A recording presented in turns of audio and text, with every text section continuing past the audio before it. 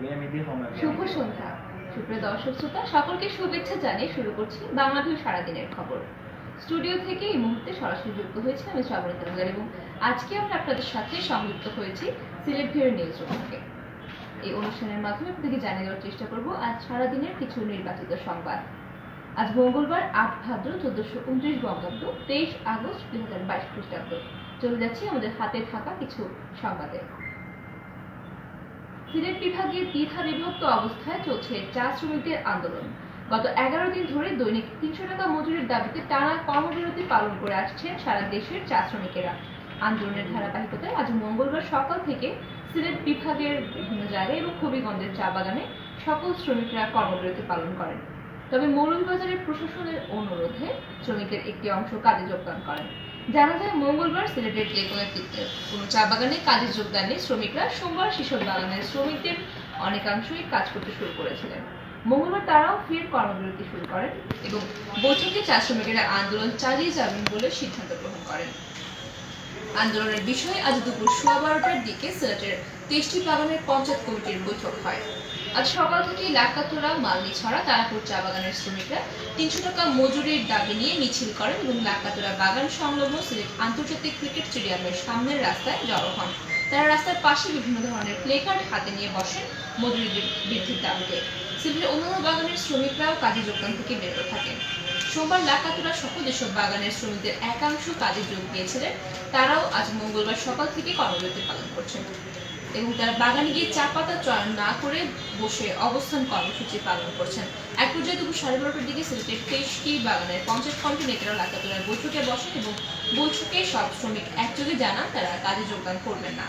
নেতারা লাকাতোরায় বৈঠক করছেন এবং একসময় তাদের সঙ্গে একাত্মতা পোষণ করেন চা শ্রমিক ইউনিয়নের সিলেট ভ্যালির সভাপতি রাজগোয়ালা।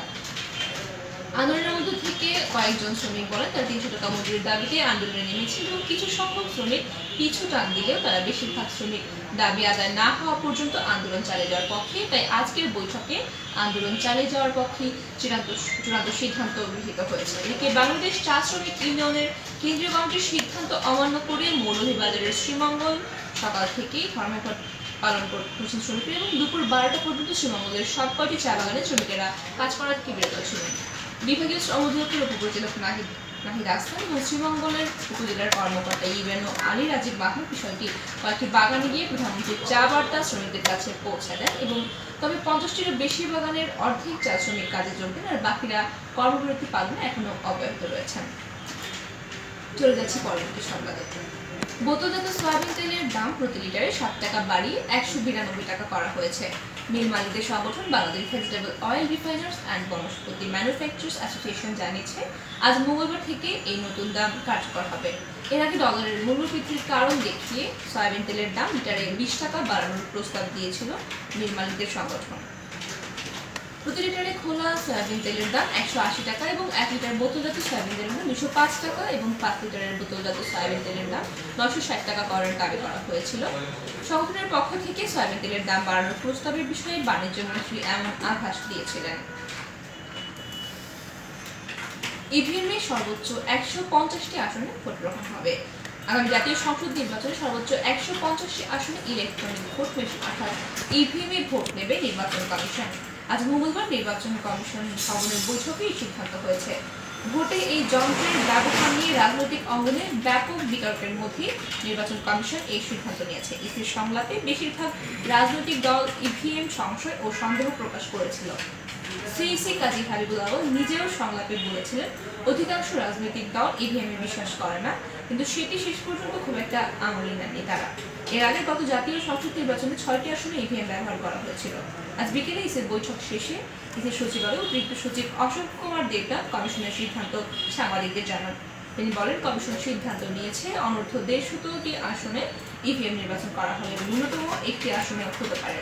বেশিরভাগ দলের ইভিএম নিয়ে আপত্তি ছিল। এই বিষয়ে আলোচনা এসেছে কিনা এমন প্রশ্নের জবাবে অশোক কুমার বলেন নতুন সব বিষয় আমলে নিয়ে কমিশন এই সিদ্ধান্ত নিয়েছে এবং আজকের বৈঠকে এই বিষয়ে বিস্তারিত আলোচনা করা হয়নি। কমিশন অভ্যন্তরীণ আলোচনা করেছে, সবকিছুর বিচার বিশ্লেষণ করে সিদ্ধান্ত নেওয়া হয়েছে বলে জানিয়েছেন তিনি।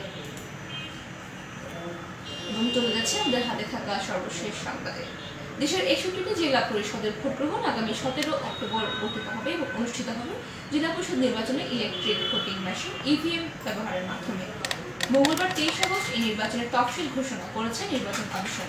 ইসির অতিরিক্ত সচিব অশোক কুমার দেবনাথ এই কথা জানিয়েছেন। তিনি বলেন, ঘোষিত তফসিল অনুযায়ী মনোনয়নপত্র জমা দেওয়ার শেষ সময় 15 সেপ্টেম্বর এবং মনোনয়নপত্র বাছাই 18 সেপ্টেম্বর।